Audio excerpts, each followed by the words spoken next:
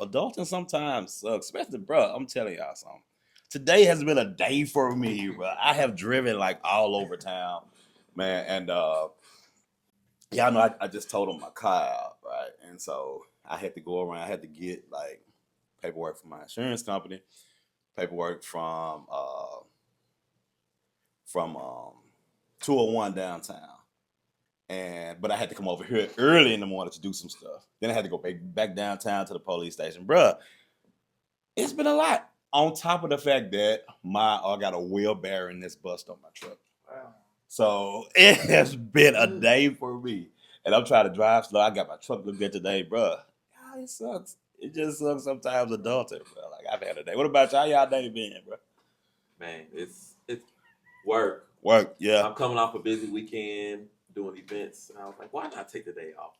You said that? I didn't. You did? Okay. I didn't. I was like, why did I not take today Yeah, off? Because yeah. I just needed a day to just breathe. Just breathe.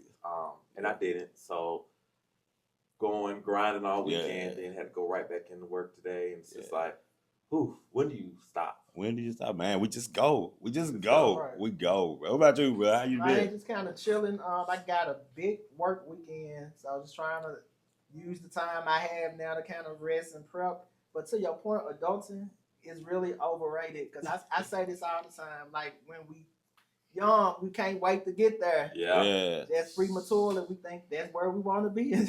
We can't wait, bro. We can't wait, man. And I go back. Take me back. For sure. Take me back. And I always wonder, like, why was adults saying it all the time? Like, you better enjoy this. You better enjoy this, boy. And I'm like, why? Like, you grown. You got a car. You got a house. Like, and it's like, man, Right. It's real.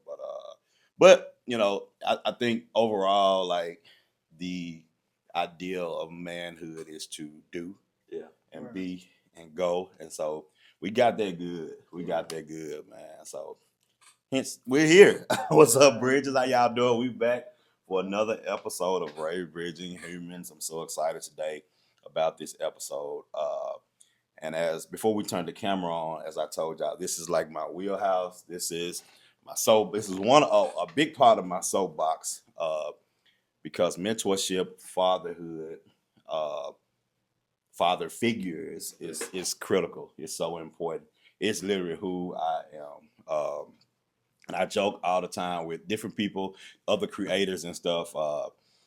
And everybody be posting randomly. You know, they just post a lot of different things randomly. And I will do it too. But most of the boys that I mentor and I help father figure, they follow me. So they be looking at what I'm doing. So I can't just shoot off. You know what I'm saying? I gotta do it within like the scope of, because they gonna ask me, Mr. Ray, what's up? What was that? You So yeah, man. But we here, Bridges. If you have not already, like, share, subscribe to the podcast. This episode, Dad, I Need You.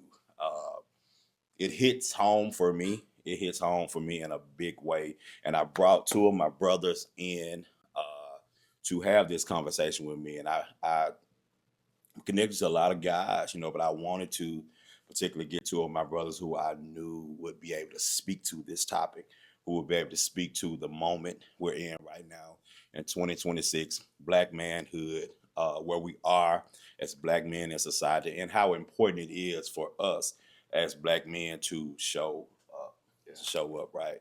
So introduce my brother Paul Claxton. We got years in the game, man. We always counting how long, you know, but that's my brother, my Leo brother, my soul brother, man. And my new earthbound brother. I'm so crazy about this, man. Dr. Archie Moss, bro. Like this guy, like, he came to me. He came to the bar across from me. You know, I saw him over there. I'm like, okay, cool, he over there. You know, no shade, you know, but he came. I said, he looked like he one of mine, bro. He just been with me. We just been chilling. He been inviting me to stuff. I go to his house, we chill. So yeah, bro. So what's up, Archie?Hat's going on, man? Man, nothing. I'm happy to be here. Yeah, so we've been talking about this for a while. I know we have. We talked about it for a while. Yeah, I know y'all are as passionate about young kids, particularly Black young men, as I am. So when y'all saw the topic, when y'all read it, what did y'all think off rip? What did y'all think about what we finna break down and discuss today? I mean, for me, this is a topic that's top of mind. It comes Yeah. up often in the work I do with Gym League, my mentorship program. People think we exist because of absent fathers, and that's very contradictory to what we are and why we exist in general. And so this topic is very near dear, because I think there's just a lot of misconceptions that exist around these black boys that we work with. So I think it's important for us to have these conversations to understand how people might be misinformed. Yes. And we need to help them, gain the knowledge to do better. Yes. I love that. What about you, bro? Well, for me, it was a no-brainer. We all do the work. And for me, it was about raising more awareness, because it's a conversation that needs to be had. Yeah. Because I'm doing the work, he doing the work, but it's a whole lot of it's not and I ain't doing it. So it's a I'm whole lot. It's a whole lot. Try to do my part, raise people's awareness about what it is and why it needs to happen. And so And I ain't gonna lie, y'all. Like, I got a pet peeve. I got a real big pet peeve with this, man. Every time something happened in this city, the quarterbacks in the stands, they write whole thesis statements on social media. I mean, they get to going, they get to talking, they get to saying what's wrong with that, what we gonna do for our kids, what we doing for our youth, what's happening in this city, who gonna show up for the kids. And I'm like, bro, when was the last time you just talked to one of them? Yeah. When was the last time you just went and got with one young man? You know what I'm saying? And I think that those times people capitalize on moments on social media when something happened, because I want to be seen as saying the deep shit. Yeah. I want to be seen as saying the shit that's going to really get the numbers. You know what I'm saying? But we out here doing the work, like for real. Right. You know what I'm saying? For real, bro. So, the state of our city, man. What's up? What y'all feel about that? Black young men, the state of our city, with where we are right now. We just had a young man got killed by the National Guard. I don't know that whole story, that whole piece, but that's like a commonplace. Not, and it don't even have to be the National Guard. It can be somebody randomly in the city getting shot, man. But where y'all think we at? How y'all feel where we at in the city in terms of just father figures, mentorship, fatherhood, and just somebody showing up for our boys, because it's a cry out for our young men in this city, man. I'll just start with, I think the narrative that continues to exist is that these individuals that may be out making poor choices, it's because they ain't got daddies at home. That's number one. And I think I want to start with the absence of a father is not a child's death sentence. Man. Hey, yeah. That doesn't. I have an organization full of young men, who may not have a father at home, who are thriving. Yeah. I have nephews, who don't have a father at home, but they have a father figure, and my dad, and they're thriving. So not having your dad in your day-to-day livelihood does not mean that you are going to result in what the narrative may be trying to say. And so I think that's number one. Like, this is narrative. The daddies ain't around. They not doing this. That's why. And I'm like, there's so much more than that. I think as city of Memphis, like I tell you all the time, I'm not a Memphian. I'm a Memphian by choice. I've been here now 11 years, so I feel like I could claim it a little bit. You got skin in the game, bro. Memphis made me who I am to this day. And I feel like it's frustrating having an organization that has to beg and plead people to give us money to do the work. When we're doing the work, to literally intervene in the lives of these black boys that they are afraid of. And yet, and still, it's only when it's fun and sexy that people want to throw money at it. Every so often, something happens in the city, and we got to do something about these black boys. So now we can have these initiatives. They're going to throw money, but they're throwing money at these organizations that haven't been doing the work all the time. And it's frustrating when you got grassroots orgs that's been doing the work, has the data, has the impact, has the passion, who are oftentimes forgotten about. So I think that we have to figure out how, as a community, we could come and get on the same page about what's really going on and about the orgs that are actually doing the work and making a real impact. That's real. That's real, bro. That's real about you, bro. How you feel He about pretty that? much said everything, but will add, I'm really big on. I'm a bridge builder, so I'm out in Absolutely. Yeah. the streets. But I'm in church too. I'm a church boy. My dad's a pastor. I'm raised in church, and so um, there's so many religious spaces in this city. That's what I'm big on, and I think that the religious spaces can do much more than Man. what they're doing with these boys in our community. You know, it's so many churches in Memphis, so many church on every block, a few of them on every block, and those churches have men. They're men, and pastors, deacons. They're men in the church, man, and that's a narrative I think that needs to be, looked at too, man, because I think church is not doing enough. They're Yeah. not. Yeah. You know, I stand with you my on brother that, bro. right here, he's going as an organization. It's not representing church. Like he has an organization. It's not a spirit. It's. I think the church should be doing more. Yeah. Yeah. I stand with you on that. And just for context for this episode, father figures, mentors, black masculinity, queer mentors. It's so many different men in community that shows up, that wants to show up, that needs to show up. And before we get too deep, I wanna give my brothers an opportunity to kind of talk about briefly what you do specifically in community with young black kids, young black students, if you will. If you can talk about what specifically do you do in the in community for the youth.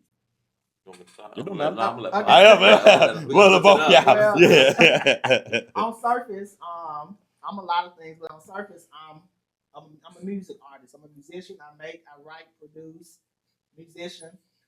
And so that's a tool. One thing I do, that one tool I use with that, I do a lot of contracting with nonprofit organizations that are performing arts based. I do a lot of contractual work with private schools, charter schools, and music is the vehicle that I enter in.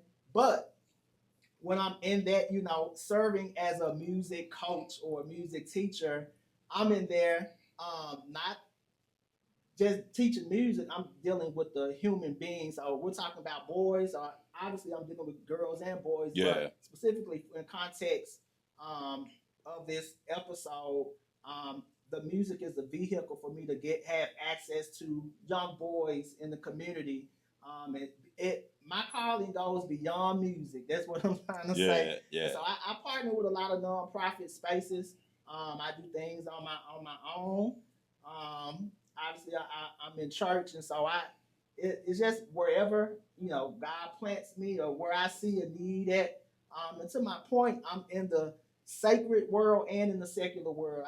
I'm really big on I'm a bridge. I consider myself a bridge builder, and so I just see a bunch of kids in so many different spaces, and so That's what's up, bro. Shout out, bro. Shout out, bro. Shout out, bro. Yeah, that's what's up, man. What about you, bro? I love that. So first and foremost, I tell everybody I normally introduce myself as a retired principal. Yeah. So I was a principal here in good old Memphis Shelby County Schools for 5 long years. Yes. At good old Bruce Elementary School. So that was the first space. Of course, I was an educator. I thought of teaching from teacher to assistant principal to resident principal at Bellevue Middle and to principal. And so that's the first place you'll find me, trying to work with kids. And I feel like that's where the drive and the passion for like seeing, because I saw firsthand, how my young ladies were responding to the schoolwork, to rules, to order, and how my young men were revolting against it. And so I knew I had to do something. That's what kind of got me to create the Gentlemen's League, which is the mentorship program that I now run here throughout the city of Memphis. This past year, we were able to work with over 1,300 boys across all of our school sites and across all our program components. And so everything that we do is mentoring. And so we put on an annual conference. That's where you've had the opportunity to come in the last few years to support with that. We do a community workshop series where we partner with different organizations to do some work on Saturdays, just trying to expose them to different careers. because we oftentimes say our kids can't experience things or pursue things that they haven't experienced in the first place. And then I think the other avenue, very similar to you going down the path of music, is we established the elementary basketball league. So we host the only school-based elementary basketball league in this city. Yeah. They don't give us credit for it, but we do it. We're the one who created it. Yes. It has been in existence for the last 7 years. This last year we had our biggest season with 32 schools, over 400 kids. And we did that in elementary because we're just trying to find a way to get the kids something to do after school in a positive way. Yeah. You know, what do kids have to do after school besides do, homework? You know, sometimes they don't want to go outside. They don't want, kids to stay in the house and play video games now. So like we're trying to find things and ways to pique their interest. And so that basketball league, like Music for You, basketball has been another area that we've been trying to connect to. But more than basketball, it's like it's the mentoring. Yeah. You got to act right in order to, be able to play the game. Yeah. So we've been able to leverage this sports and this passion to kind of get our young people on the right track. That's what's up, man. Listen, and what I hear both of you saying is we want to meet a need. Yeah. I want to meet a need because there's so many needs and to your point, bro, like kids in general, and specifically for the sake of the conversation, young black men, young black and brown young men, there's a need. There's such a need, and I want to ask, if you can write in the comments, any viewers that's watching, like who helped raise you, bro? Like write in the comments, just write a name in the comments. Who helped raise you, and who showed you how to tie your shoes? Was it a man that showed you how to shake hands? Was it a man that you learned sex from, whether good or toxic? Who did you learn these things from? Think about it for a minute. Even I guess we'll get personal with y'all for a minute. Like who helped raise you? Can you name a man specifically that helped raise you? And I don't know if y'all got it already or not, but I'll start with me. Like my Uncle Raymond. We just celebrated his 60th birthday. He was one of the many men. My Uncle Raymond, I had another uncle named Peanut too. Real name Albert. We call him Peanut. But I watched these two men growing up, and I learned different things from both of them. My Uncle Raymond, I learned the essence of believing in myself and doing.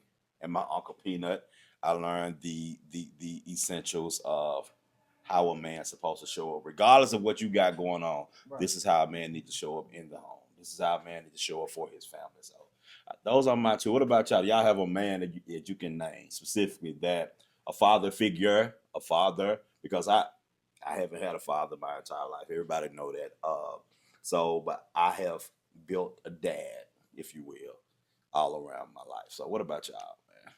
Yeah, for me, it's easy to have this conversation because I'm a junior. Right.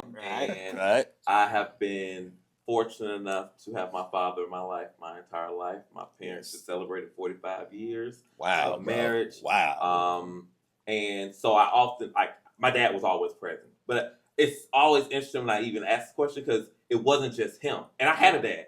Yeah. But I still had others. And I think that's what this conversation is even all about. Like, you can have a dad and there's still other needs that can be filled by others. Other men. And it actually takes me to both of my late grandfathers. So Bishop, so I'm not a preacher's kid. I'm a preacher's grandkid. Yeah. And so my grandfather was a pastor, has his own church, Bishop Benjamin Carter. He's passed away. And my dad's dad, Lawrence Moss. Those two men, man.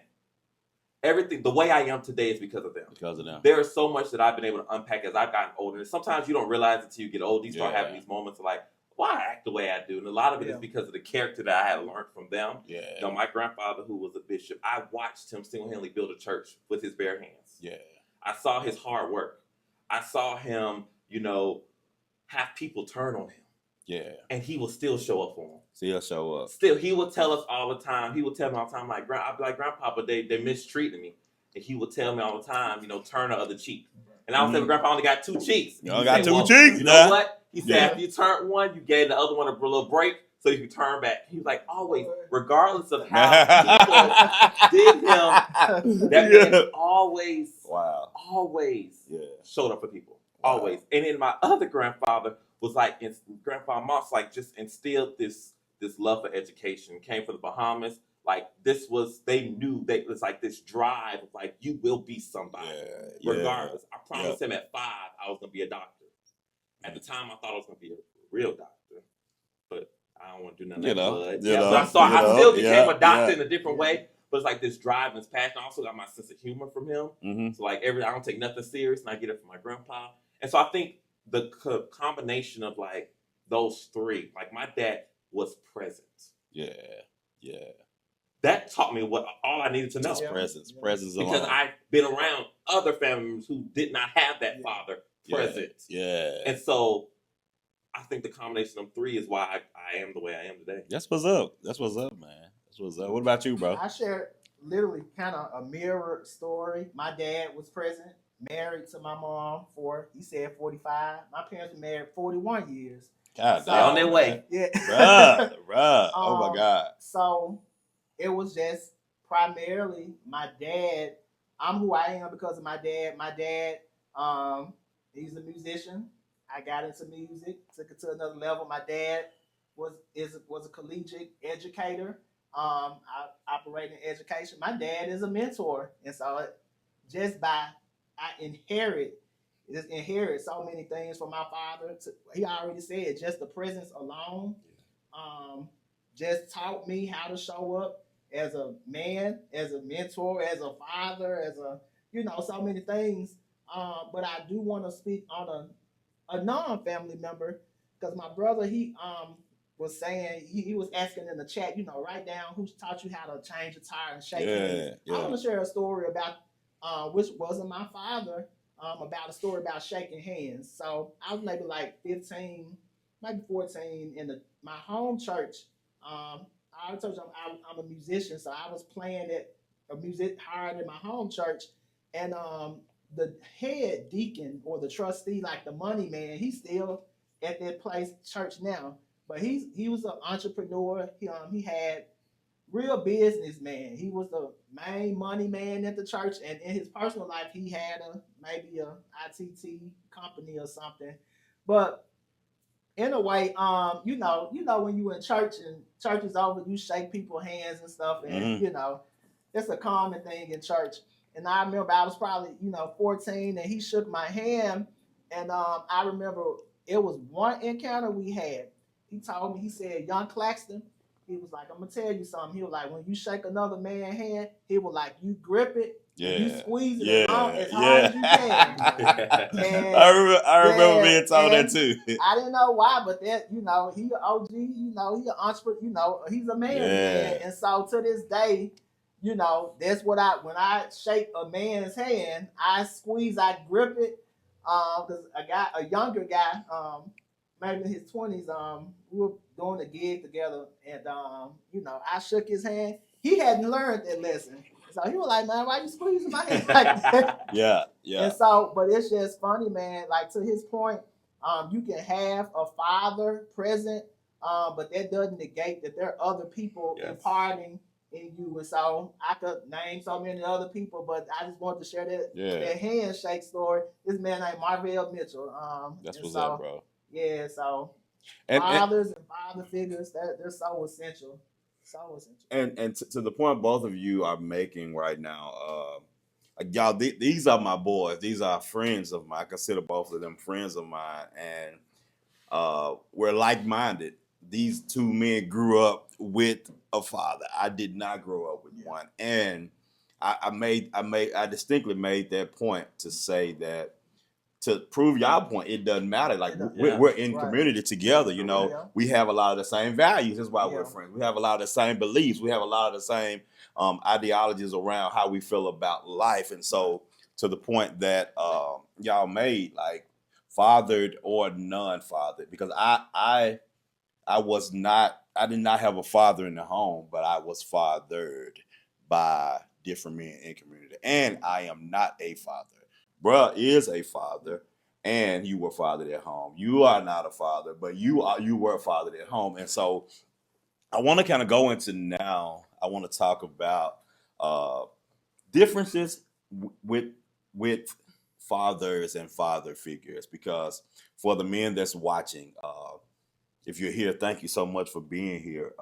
We are, man, campaigning right now. We have organizations out here, man, that you can join and you can be a part of. And I think that a lot of men, when they think about responsibility of mentoring, they think about responsibility of just being a figure, a lot of them feel like my life is not good enough. Or they've told me, Ray, I ain't got my stuff together, man. I ain't got this together. I ain't got that together. And for me, the difference, and it's a central thing for me, and that's presence. Like what you said, a father and a father figure.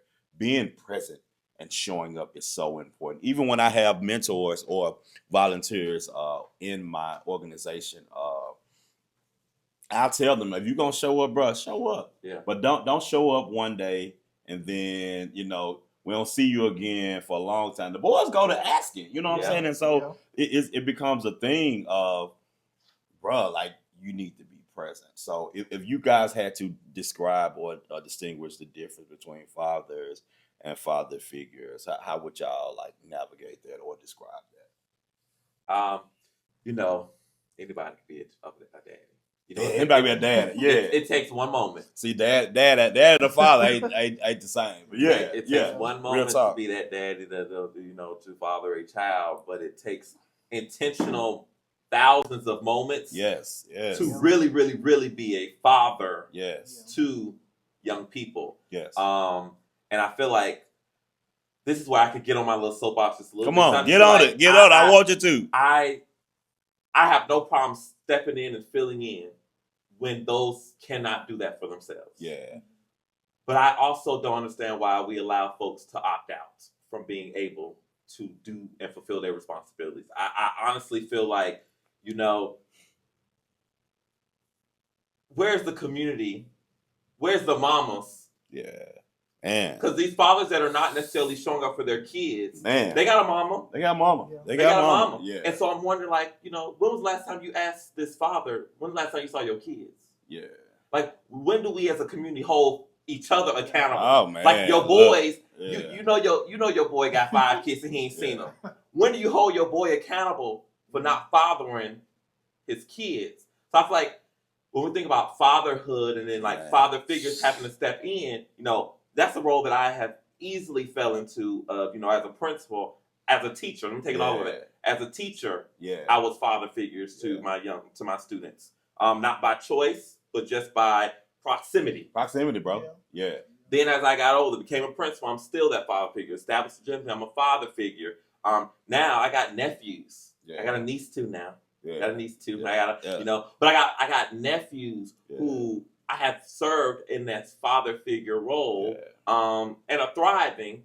But I also feel like there's something that a father figure they could try to support, but it's still gaps and voids that a father can fill. Yeah. And so I feel like, a roundabout way of saying, fathers, we gotta hold each other accountable. Yeah. We gotta hold each other accountable to showing up and be. But that's a whole nother episode, bro. And then we gotta also, if you know in your family that there's a niece, a nephew, a cousin doesn't have that father figure, step up. I feel like folks gotta also understand that you don't have to be perfect to be a mentor. I feel like I learn more from folks who are not. I don't need nobody. My dad wasn't perfect. Right. And what I learned from my dad, and this is why I love him so much, because he showed me sometimes what not to do. Yeah. And we had those conversations. Yeah. So those mentors who are like, "Oh, I don't got it together. I can't show up. I can't mentor." That's not the point of you being a mentor. The mentor is for you to you are passionate about helping this young person find their goals, find their passion, find their interest, and you help them guide them. I'm not trying to create mini Archies. I don't want them to go through what I went through. Yeah. I'm trying to help these kids get their own paths forward. So I don't need them to be like me. Yeah. I need them to be different. And I think that's why I need the father figures and the mentors and folks that's listening to understand you don't have to be college educated. You could have had, experiences with the justice system, and you can be a better mentor than me, because you've experienced things that I haven't. You could talk life into someone who might be going down a path. And so I don't want. I call it sometimes that's a cop out when folks like, "Well, I ain't got together." No, that don't mean nothing. That don't mean like you nothing. can still show up, and I Yeah. guarantee you, there's something you're gonna say from a lived experience. Yeah. Like I'm not. I tell people all the time, I'm not. I don't consider myself book smart. Like I learned by doing. Lived experiences is more powerful to me sometimes. Very much so. Than Very much what so. You were reading a book. Absolutely. And I feel like what folks have experienced in life, the hardships, the challenges, the obstacles, the letdowns. That's what we got to put in front of our kids because we're trying to help them prevent them from experiencing those same hurdles. Wow, bro. Bro, I love your fire, bro. Yeah. That fire. What about you, bro? Your difference I don't between know what the question is, but two things. Fathers and father figures, distinguish like the difference in that. But just shoot from the hip, bro. Shoot from the hip. It really ain't a dip because it's really just the DNA. Like the roles are the same. You know? But I want to kind of piggy on two things. My brother was saying, my dad did the same thing. He was talking about, his dad would be like, I ain't perfect.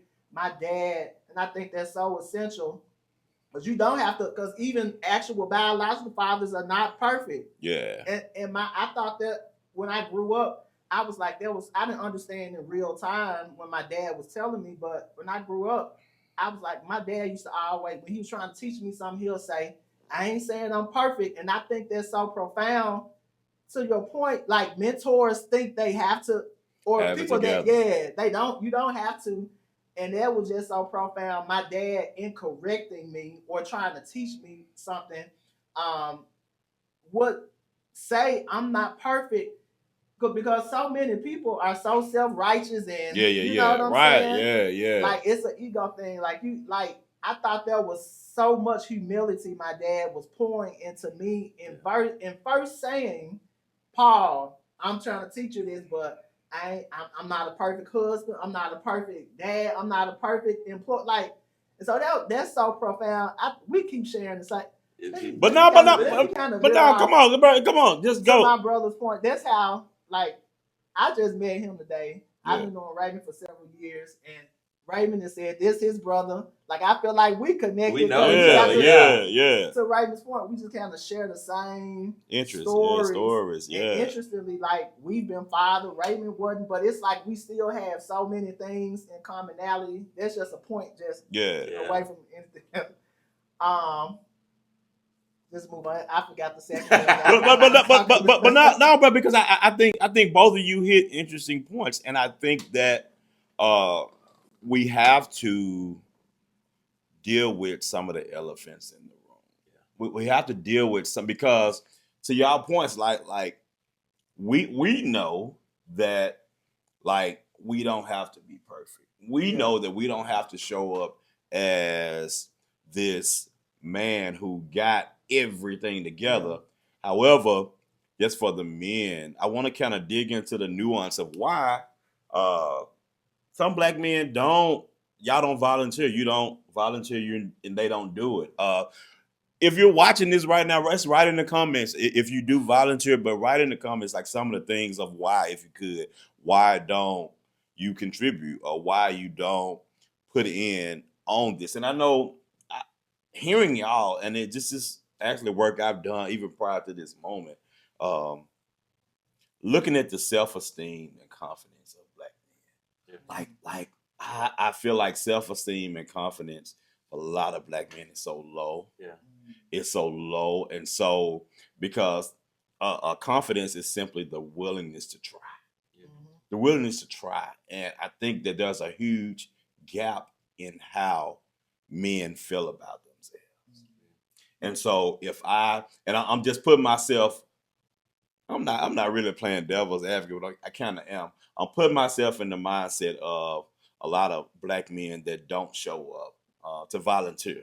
Not even in this space, in different spaces, like we just don't show up a lot to volunteer. And a lot of us, we don't, and it could be a cop-out. Like, it could definitely be a cop-out. That's my instinct to look at it as a cop-out, but I want to deal with it as, like, why? Let's explore why. And so I wrote down a few pieces and I really want to hear y'all on this of reasons why men don't show up. reasons why men don't show up, they were never modeled. Manhood was never modeled. They were never taught to show up emotionally.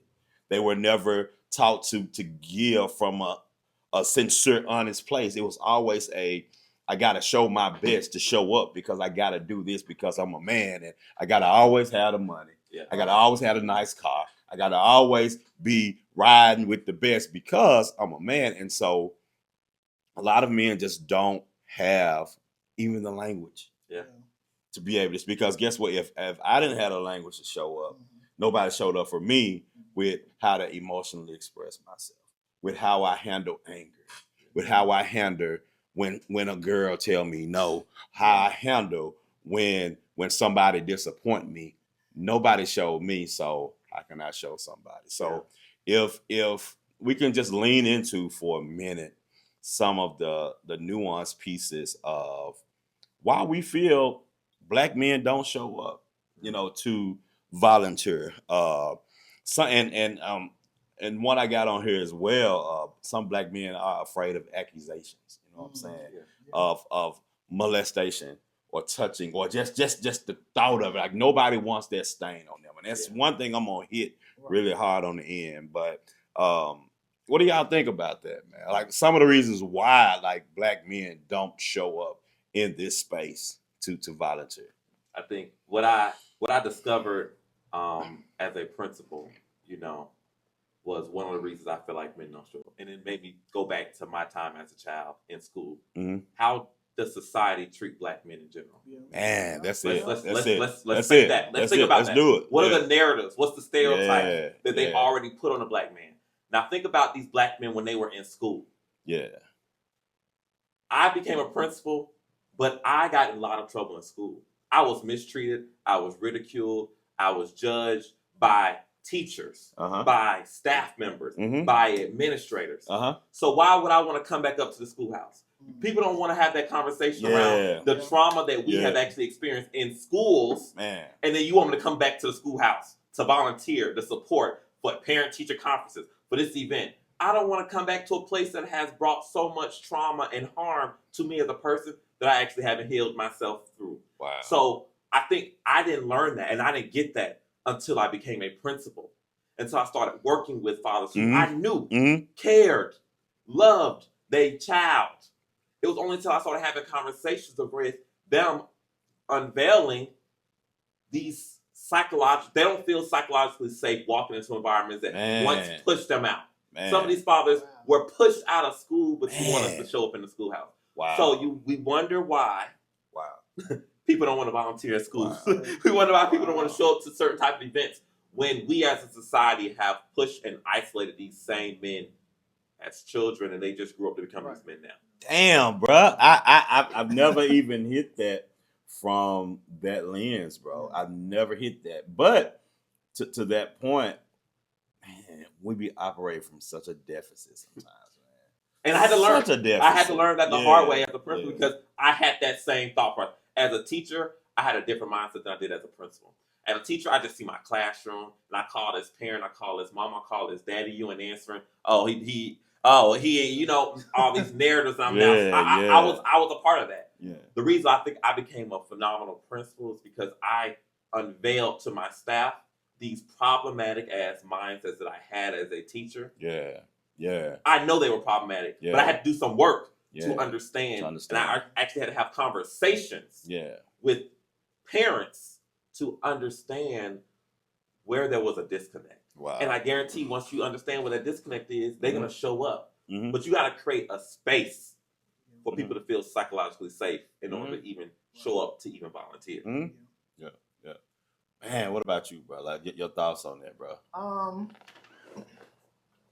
I was in church maybe like 2 years ago. It was Father's Day, and the pastor said this statement, which like shaped my whole perspective differently. He was trying to, and he's a father. He's a father, and he was wishing all the guys happy Father's Day, and he was saying be encouraged, guys, cause he said fatherhood is a thankless role. It's thankless. And what he meant by that, just in general, people don't pat you on the back naturally Man, for bro. Shit. showing up.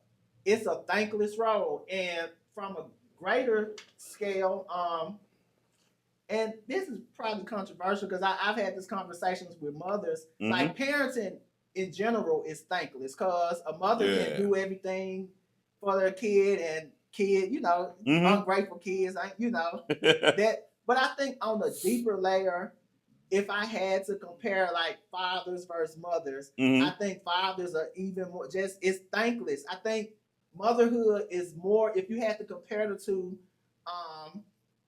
mothers get more the difference in Mother's Day and Father's Day. Yeah. Real talk. I'm sure there was all that Mother's Day service. And so, but the point I'm making, I think, and you can go from the biblical narrative, man. Like, people celebrate Mary, who birthed Jesus. Yeah. The Catholics, I went to a Catholic school for 2 years, so and it's understood Catholics, their figure is Mary. It's Mary, yeah. They worship Mary. Nobody really talks about Joseph. Yeah. In church period, Mary, did you know? They got a song about it. They do. Yeah. It's like a thankless, it's just a thankless role. And my point is, I think that because it's not, you don't get pat on the back. I watched my daddy in different seasons in life. Not that my mama didn't work hard and make sacrifices, she did, but I watched my daddy and I didn't understand until I got grown. I saw him work 2 or 3 jobs. I saw him, car probably had broke down and he caught the bus to go at 5 to get to work. It's like I saw him do so many things. And I wasn't. I had 2 other brothers. We wasn't like, thank you, Daddy, for what for all no. I ain't never have to worry. Just expected to show. Yeah, I didn't have to worry about ever that 18 years about the lights being out, not having a roof over my head, not having any food. That was because my mama contributed, but that's because my daddy was making sacrifices out this world. They both were, and I ain't had the gratitude. Neither of my brothers to be like, thank you, Daddy, for making sure we straight. It's a thankless job. Yeah. Just thank you. Yeah. And now that I understand, because I'm a parent, because I went through seasons where I felt like my kids don't appreciate me. But and that when the guy said it 2 years ago with Father's Day, it's like a light. He was like, it's a thankless role. And my point is, I think that's why a lot of men don't show, there's no, in some men's perspective, there's no game. Nobody's gonna pat you on the back. Yeah. Maybe if you were pat on the back, maybe you'll show. Maybe more men will show up. I just think it's such a thankless role, and there's no tangible trophy for showing up. Like nobody's gonna. I mean, if you to his point, you've mentored kids and seen them do great things. That's an intangible reward, but I'm saying nobody's gonna give you $1 million for showing up. And so I just think in our mentality, it's a thankless role. So why? And because it's thankless, because we don't hear or see a lot of pats on the back. Yeah. You know what I'm saying? We just do. We just do. And the only time we hear criticism, the only time we hear anything is when we fail. And so if the only time I hear you give me any feedback on how I show up is when I fail, then I'm gonna work hard not to fail. I'm gonna work hard not to show up and fail because I can. I mean, this is just like from a spousal standpoint. I can cut the grass. Or I can wash the car, you know what I'm saying? I can do all that, but if the minute I hear you, criticize something I'm doing, I'm like, damn, what? You know what I'm saying? But we are afraid to fail because as men, one of my biggest things with this is we always have to show up to have the answers. Yeah. We always got to show up to know. We always got to show up to have the thing to do. If we're in the car, we got to have the directions. If something happened to the car, we got to know what's wrong with it. Like we're always showing up needing to know. And I think failure is something that failure and accountability, I got to hit that accountability as well, because failure and being held accountable when we fail, and loop it all back around, not getting pats on the back, bro. All this shit looped together, man. Yeah. All of it looped together with men. But just failure in itself, how do you navigate? How do y'all navigate failure when you don't meet the mark? When you don't meet the mark, where do you go, like, instantly, emotionally? When you don't meet the mark, where do you go? And how hard are you on yourself? I know I ain't had these questions but y'all made me think about it, because as men, like, we don't want to fail. We don't want to look like a failure. But where do you go? Now that's interesting, because it's like you said, it's making me unpack childhood, like upbringing, and like, you know, when I had the ability to start working at 15, Public Supermarket hired me. Okay. I wanted a job because I saw how hard my parents were working. Okay. I was like, and I think that was that moment where I was like, I need to no longer be a burden to them. Yeah. And I gotta achieve success. I gotta keep working. And I think I have navigated this path. I think even in this nonprofit space, like, failure is big. Like, I just literally on the way here got an email. We were finalists for a grant that was gonna really be a big opportunity for us. Had a great interview. They're like, well, you got the best application in the city, and we got rejected. Wow. And that happens. Where'd you go? Where'd you go? It automatically sent me to, what is my worth and purpose? Wow. Like, because again, my achievement is what I feel like is a part of who I am and my identity. Your identity. And when I don't achieve something that I know I should have, I start questioning what I do wrong. It's never about maybe this wasn't the right opportunity. You know, I never think that. It's always me. What did I do wrong? And I just start like tearing down. Maybe I didn't do well in this interview. Maybe I didn't do this. Maybe I showed this way. And I think that's always in life and failure. It's like, but I also feel like I'm the type of person that have viewed failure as an opportunity a lot too. Because people have written me off my whole career, you know, from me being a teacher, from me trying to be a principal. They didn't want me to be a principal. They said I was too young. They said I had the right look. All these narratives that existed. But I had to prove them wrong. And so I viewed my failure as the ability to prove these folks wrong. So I may have failed at this, but just don't believe me, just watch. Because now I'm going to work harder. And I think that's what my work ethic. But I think that's what I'm trying to avoid. Like, because I don't do well at one thing don't mean I need to push myself harder in something else. Maybe that was a reason that I didn't just get that, or it wasn't meant to be. Because everything happened for a reason. And so I feel like I'm just trying to navigate that, because it pushes me to work more. And I honestly don't want to work. Like, I saw how hard my parents have worked. You know, and I actually love the opportunity now that, you know, my dad had a stroke about 13 years ago, which kind of forced him to retire early. And now my mom started taking care of him, so she's now retired. They're both retired. And I aspire to retire early. And so I'm trying to figure out, how do I reverse this mindset of, like, because I failed, now I got to work harder. Or like, and redirect that to just saying, going hard on the things I'm achieving at. Wow. Man, bro. We went there. Like, we went there. But it goes back, man. What about you, bro? Like just failure, bro. I think what was imparted in me, I kind of lean more so into faith when it comes to failure and what happens. Just practical, just real practical. I practically think what's for me is for me. What's meant for me is, you know, if something don't go through, like, it's really just that simple to me. I really don't really beat myself up about, you know, if something don't go through. It's just really, you know, if it ain't, it must want for me. I think I've always, for a long time, had that outlook. So I guess I don't really beat myself up about, you know. And I've had some things that I thought was gonna happen and didn't, but it's just, I kind of lean more into my faith when it comes to that. And so, man, failure for me, I'm kind of in the middle of both of you.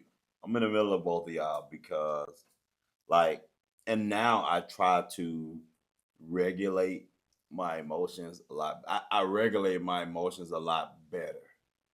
So because if I do fall into failure, um, I won't have to fall so hard. You know what I'm saying? Yeah. I don't want to fall so hard into feeling like because I go off into man, bro, you shouldn't have been doing this shit in the first place. Right? Yeah. I'll go there, but and then on the high end of it, I'll go to what was meant for me, what's for me is for me, and that's what we were trained to believe and think and feel, and that helps us hold us. And now I look for the lesson. Yeah. I just look for the lesson in it because to both of y'all points, like failure is going to happen. And I think, and you may not feel or think that this is important for the conversation, but it is because a lot of men don't like to fail. If I sign up, just say for the gentleman, if I sign up for the organization that you work for, bro, or if I sign up to come and help you teach the kids music, will I be able to show up at the capacity that I need to? And if I can't, can I take or can I stomach not being able to? And so, you know what? I'm just not even gonna worry about it. Because I don't want nobody to accuse me of nothing. I don't want nobody to put, putting nothing on me. So, like those pieces, black men, like we have to navigate that. And hearing both of you speak, man, I think that there are many challenges being a black man. You know what I'm saying? And we need so much help in this thing, and we need so much help in trying to show up and be father figures and be mentors and be teachers and be the things that all young black men need. I can remember a situation that happened. This one young man, he's still with me. This man, he's like 25 now. He's a man now, 25. I started mentoring him when he was like 11, 12, somewhere around there. And I can remember at his graduation dinner, I was there. Mom was there. Dad was there. Dad girlfriend was there. Other family members was there. At the dinner, dad girlfriend and mama ended up getting in a fight. They got to fight. And this was his graduation dinner. What was so telling about the conversation, and I know his dad probably felt a way about it, when they got to fight, we was in Chili's right up here. We was in Chili's. They got to fight. The young man ran to me crying, hugging me. And dad was like, right here. But he ran to me and, and it was no shades as daddy, but I was the one who had been showing up. I was the one who had been who he felt emotionally connected to. But I know dad, in that moment, dad was probably like, damn, bro. Like, what the fuck? You going over there, nigga? Yeah. But that happens because we show up and we show up in our imperfections. Wow. What's crazy about that story is so similar, like in nature, and like that's how these young men that we have once been with grow up to become these men who continue to mentor. Because my first student in my class, taught honors 6th grade math, and it was only 3 black men in the classroom, young black boys. And so I already was like, you know what, representation matters. Yeah. I was probably some of their first black teacher they ever had, black male teacher. And so I got to make sure I make a connection with them somehow, some way. So like one of them in particular was really quiet, was really shy, wasn't really talking. So I was like, that's gonna be the one that I'm gonna make sure I pour into. From that point forward, started going to church with him and his mom. Funny enough, one day I came to school. This is how you never know how these kids are watching everything you do, and they you build that relationship, you show up, and how it goes a long way. I tell this story all the time. I came to work sick one day because I was the type of teacher that I'm coming to work every day. I ain't miss a day because my kids needed me. I was sick. Yeah, you were calm. But I still went to work. And he came up to me and was like, Mr. Moss, can I go to the office real quick? I didn't call my mom. I was like, okay, cool. He went to the office to call his mama to have his mama bring me medicine because I was sick. Wow. And it was something in that moment bro, that I'm supposed to be mentoring you, but you pouring into me. Like I was in Charlotte. I knew no one in Charlotte. And I actually created a family in Charlotte because I showed up for this young man. Wow. And to this day, this young man is now a teacher. Wow. He's now in DC. He's calls me his dad. I used to call him my son for you because it was for a while. He told everybody I was his dad. He's now on the board, the advisory board for the Gentlemen's League. You know, Wow. so it's like a full circle moment. You never know the impact that you will have on these young people and how they will come to you before they go to their own dad simply because you were there. Wow. And they remember those moments. Wow. And so I feel like we just gotta encourage more and more men to like have those moments. To just show up. Like I think the biggest thing is the consistency. Like just showing up. If you say you're gonna be there. How many times are these young people, and not just fathers, just people in general, how many times have these kids been let down? Yeah. How many times have they said, "Oh, you do good after school, you know, at school today, I'm gonna take you here," and then you do good all day, and then something happens and you don't get to go. So in their mind, they already are so used to being let down. Yeah. And then we wonder why they shut down. We wonder why they have outbursts. We wonder why. So I feel like as a man, as someone that wants to mentor, we just gotta show up. We gotta sometimes make them sacrifices, you know, when you can. Show up. We're not saying even showing up for a long period of time, but show up. 15 minutes, 20 minutes. Check in on them. Send a text. Do something to let them know that you're thinking about them. Because honestly, I feel like kids view love with time. Mm-hmm. Mm-hmm. Yeah. They just want time. Yeah. They just want time.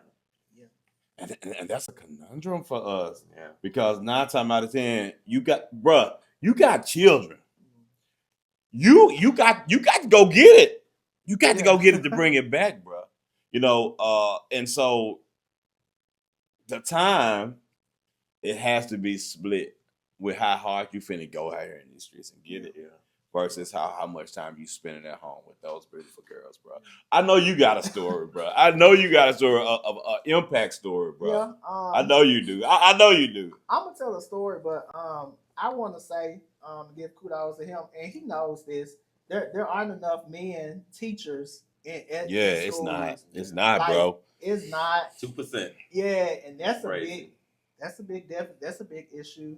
I can't tell guys what profession to take, and it definitely in Memphis the school system is we need kind of indifferent in a way. Just they have issues getting teachers, women. Oh my God, the whole school, boy. That's another conversation. But still, you ain't gotta sign to be no teacher, but there are volunteer based things in all schools where men need to show up.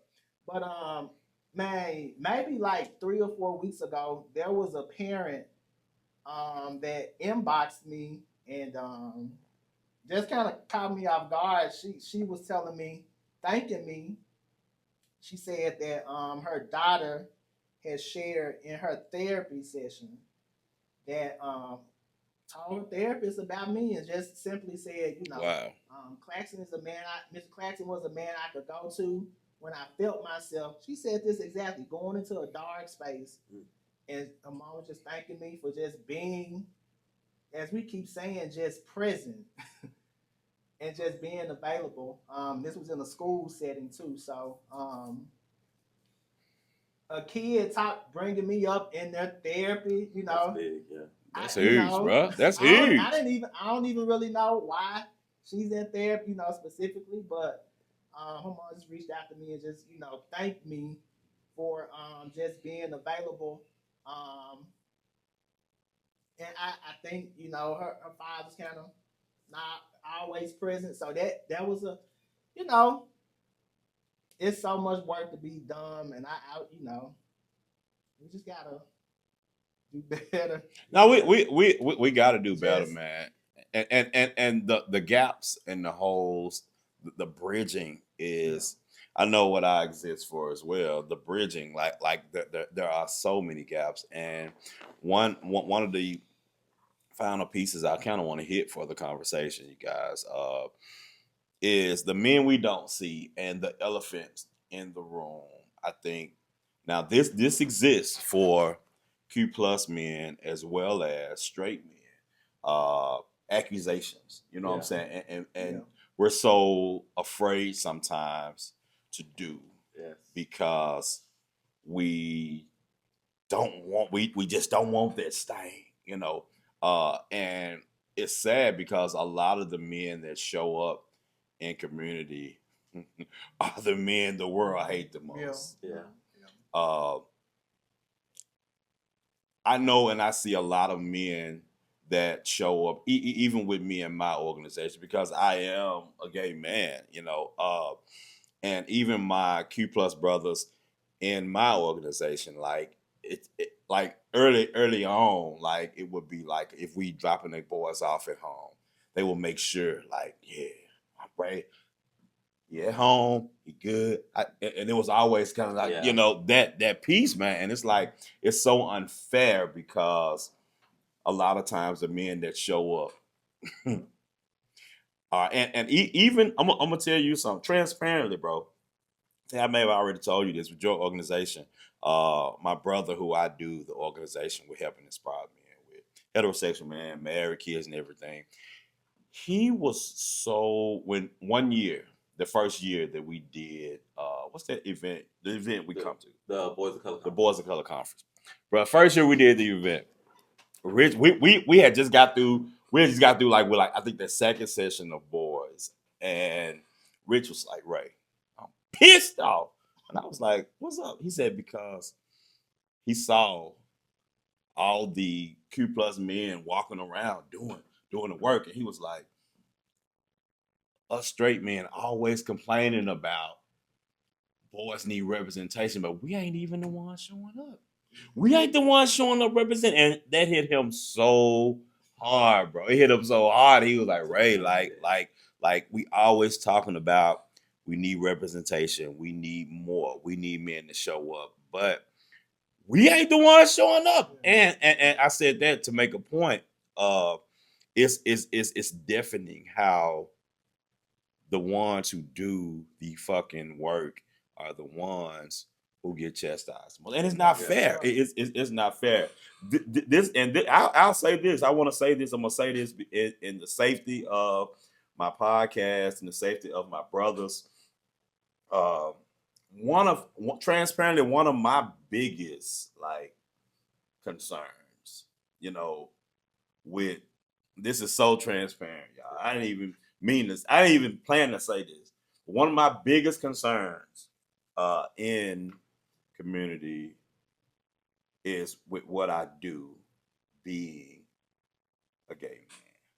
That's one of my biggest concerns because I know with my podcast, I show up and it's everything, And when I show up with the kids, I show up my full self, but it's just like certain languages for kids, certain things for kids that I'm very mindful at how I show up. Yeah. But I think I sit in a real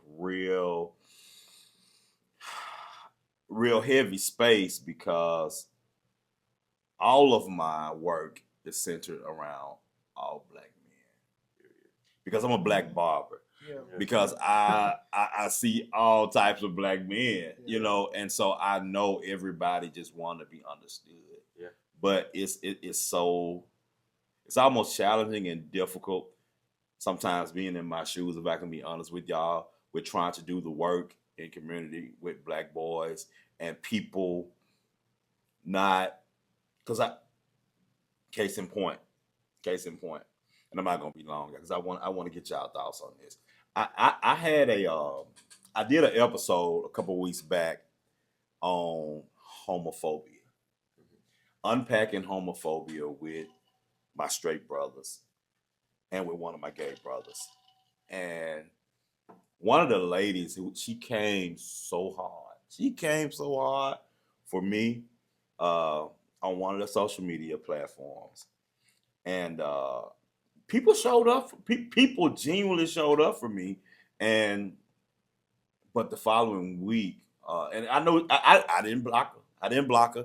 And I was like, you know what? I was gonna block her, and I did block her, but I said, no. I'm gonna unblock her. I just want you to still see. I want you to see it. Yeah. I want you to see it. And so I said all that to say, the next week I made a post about the next episode, and she went I didn't see it, but she went, and some of the other people that follows her, she went and made a post about praying and being careful with who you letting your boys around, because some mentor, some people say they mentor, they're trying to groom your sons. And it's so that in the moment it bothered me, but I said no, because I'm sick of people always putting that jacket where it's not supposed to be. Yeah. I'm sick of you all, like you always you need a go-to, and it's not fair.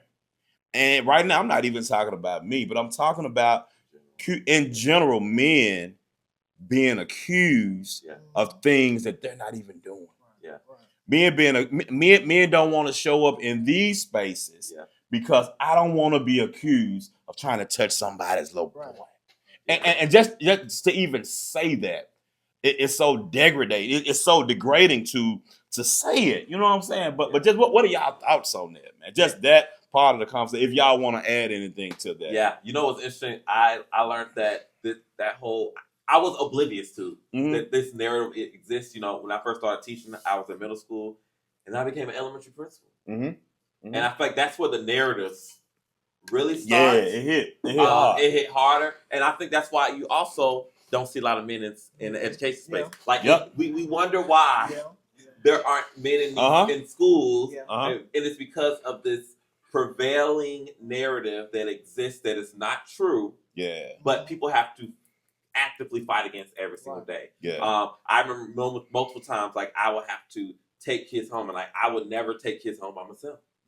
So another staff member gonna get in the car with me. I'm gonna make sure there's more kids, like, because you just never know, and that's just with me taking boys home. That's with me taking girls home. That's with me taking anybody home. Anybody home. Yeah. I don't want, because that narrative exists. It exists, regardless of what the gender of the child is. They're going to create this narrative, and that's what's so unfortunate. I think that's what's unfortunate, why people don't want to really show up in space, because they don't want. And you'll be honest, sometimes these kids are trained to create these false narratives to create chaos. And so I get why that could then prevent people from showing up. And I think my thing is, you know what? I don't care what you identify as. If you have the sole purpose of pouring into these boys that we serving, show up. Show up, bro. Like the doors of the church open, the generously is open for you. Show up. Because we need all men. That's right. Showing up. That's right. As I started this conversation, I said, I'm not trying to mentor to make somebody like me. I don't need nobody to be like, I don't want you to have to go through this imposter syndrome that I have every single day that I'm still working through. The failures that I have. I don't want none of these young men to think that they're not good enough. They're not smart enough. They're not black enough in these moments. I don't need that. I need them to be different. Yeah, bro. I need them to figure out what's the character that I exude. What are these traits that my dad showed me of showing up? Like, what are these things? Show up. That's what I want. That's what I'm instilling into the young people. And I think when people start understanding that that's what mentoring is. Mentoring is not trying to grooming. Like, she probably was groomed. And that's why she has this narrative and this, and your story is not everybody's story. And so it's just frustrating. It's frustrating. It's so frustrating. That's just the narrative that you just have to be conscious of. And so it's like, I had to learn to just make sure I'm being proactive in how I, like my mama always tell me. She's told me this since I was a child. Cover your ass always. That's right. That's right. Because you don't want no one to come. And so I think I understand that, like, we got to have protocols in place to make sure that there aren't any issues. That's so, right. Like, that's why our organization, we have protocols. You got protocol, background checks. And background checks to make sure that we are not having any pedophiles in the business. Because let's be clear, there are some disgusting people. There are. But those people are not the ones that we're working with. Right. And I need them to not put all of us in that same category. It's It's frustrating. Bro. Yeah, bro. What about you, bro? I know you. It's real disheartening, actually. And I want to share a story or something I went through. Okay. Wow, bro. To preface it, to his point, to work in any school setting or around any kids, I've been in schools, I've been in learning centers. you have to go get fingerprinted, Yeah. all that stuff. Everything. So to weed out, Yeah. So you think you will get through all that stuff and not have to deal with Yeah. any accusations. Yeah. So I'm saying, and I can talk about it because this school doesn't even exist anymore. It's closed down. I was at a school, charter school, for 7 years, maybe 7 to 8 years, where I was like the creative director, and got through it successfully. Like all my years, no issues with nobody accusing me or anything or looking at me no type of way.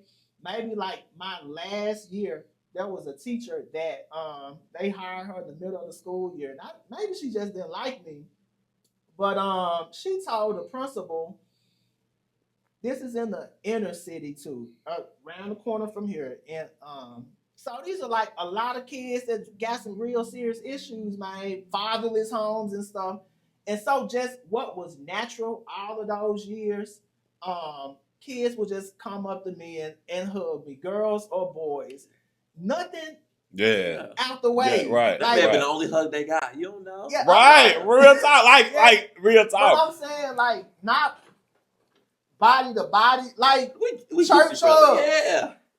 And they just, for some of them, with girls and boys, like some of the parents even knew, like, that the kids love me. Like sometimes they would bombard me, just a natural thing all them years.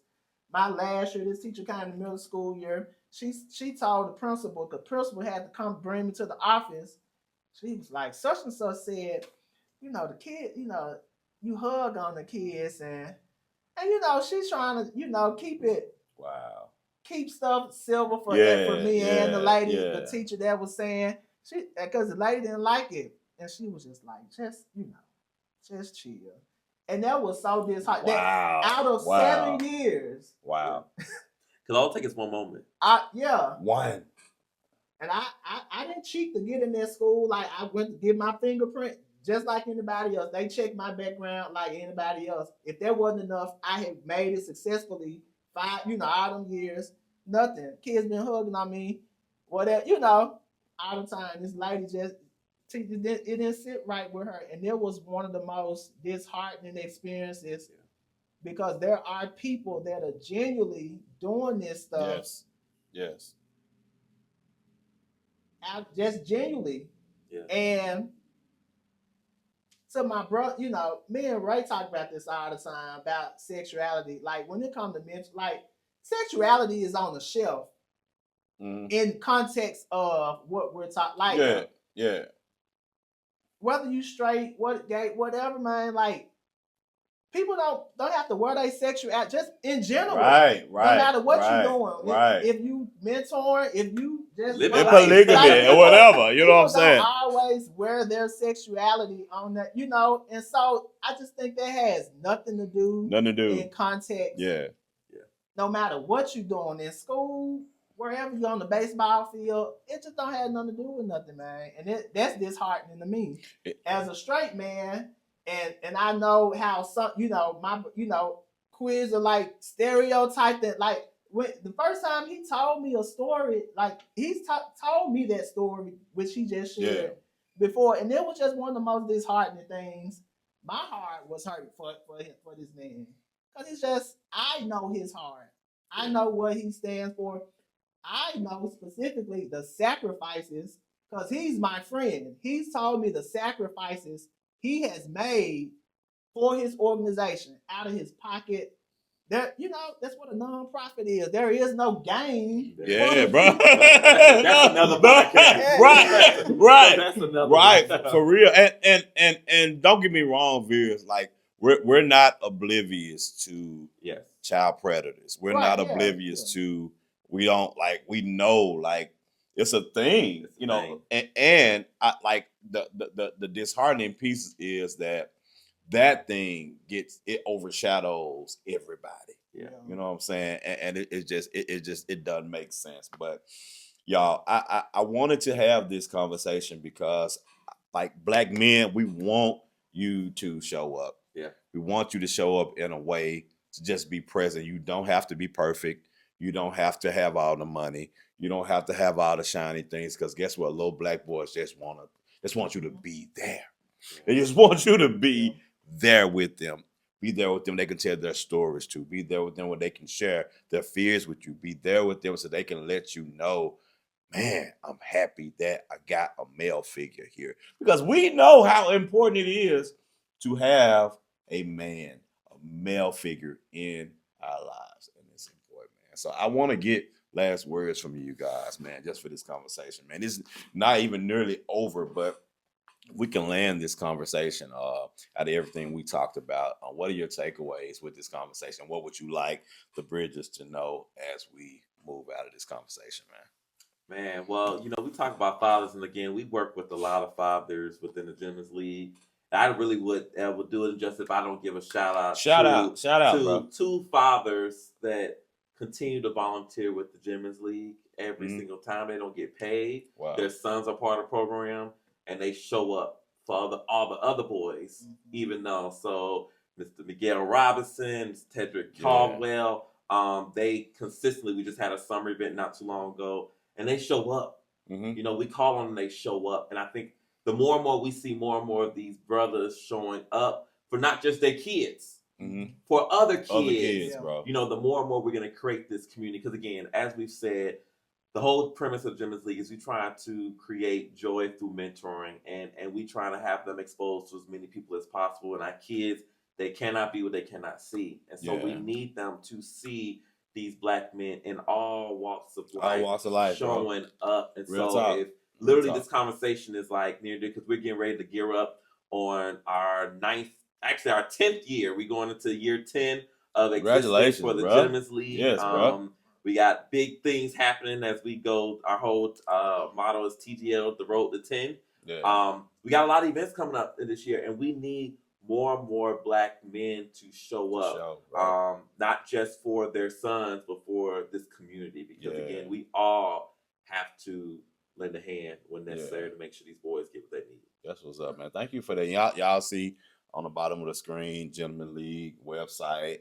Listen, your hashtags. I'm trying to think the hashtags and everything to get in touch, contact, donate to what this man is doing because it takes money to do that. Now, but before you go, y'all, bruh just released a song about fatherhood a couple weeks ago, man, and it's an amazing song.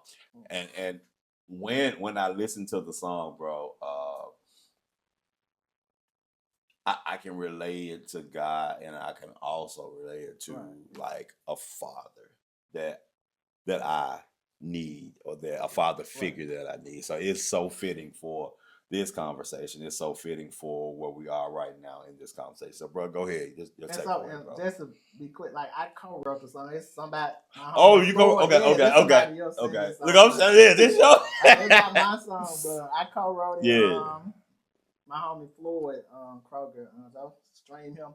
My last statement is dual. I know we've talked a lot about mentorship and trying to get other guys to show up. But out of this conversation, I guess I'm the person that represents somebody that is an actual biological father. Yes. And so my last statement is dual. Like, yes, we do need more mentors, more father figures.